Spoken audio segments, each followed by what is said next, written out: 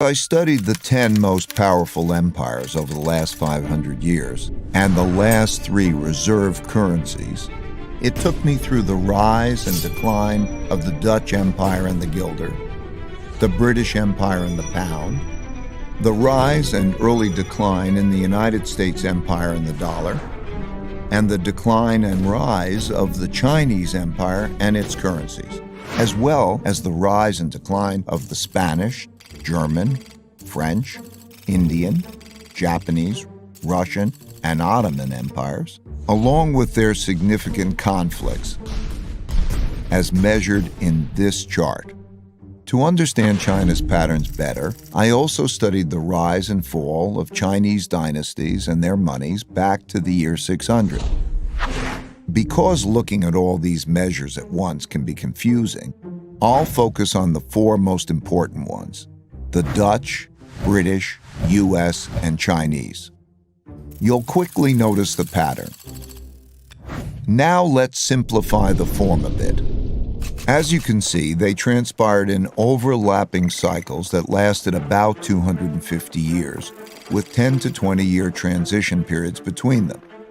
Typically, these transitions have been periods of great conflict because leading powers don't decline without a fight. So how am I measuring an empire's power? In this study, I used 8 metrics. Each country's measure of total power is derived by averaging them together. They are education, inventiveness and technology development, competitiveness in global markets, economic output, share of world trade, military strength, the power of their financial center for capital markets, and the strength of their currency as a reserve currency.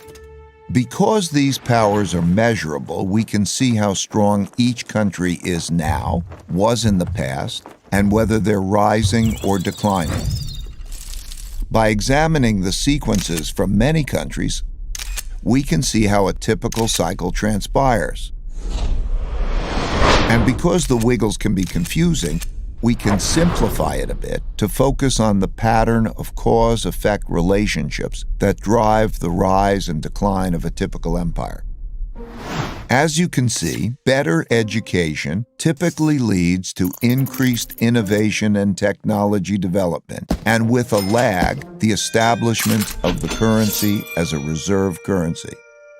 You can also see that these forces then declined in a similar order, reinforcing each other's decline. Let's now look at the typical sequence of events going on inside a country that produces these rises and declines. In a nutshell, the big cycle typically begins after a major conflict, often a war, establishes the new leading power and the new world order. Because no one wants to challenge this power, a period of peace and prosperity typically follows. As people get used to this peace and prosperity, they increasingly bet on it continuing. They borrow money to do that, which eventually leads to a financial bubble.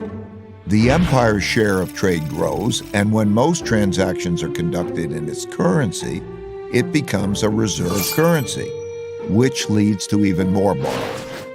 At the same time, this increased prosperity distributes wealth unevenly, so the wealth gap typically grows between the rich haves and the poor have-nots.